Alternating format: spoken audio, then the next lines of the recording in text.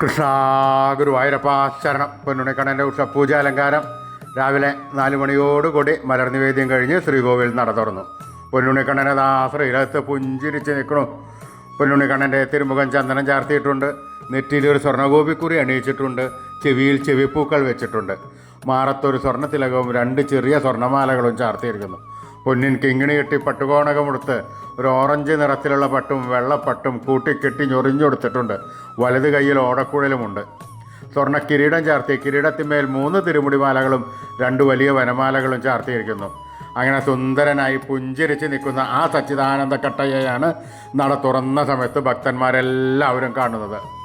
ആ സുന്ദര രൂപം നമുക്കും നമ്മുടെ മനസ്സിലേക്കൊന്ന് ആവാഹിച്ച് അവിടെ പ്രതിഷ്ഠിച്ച് ആ കണ്ണനുമായി കുറച്ചു നേരം സംവദിച്ച് ആ കണ്ണനൊന്ന് കൊഞ്ചിച്ച് ഒന്ന് ലാളിച്ച് ഒരു മുത്തം കൊടുത്ത് ആ കണ്ണൻ്റെ തൃക്കാൽക്കൽ വീണ് നമസ്കരിക്കാം, പ്രാർത്ഥിക്കാം.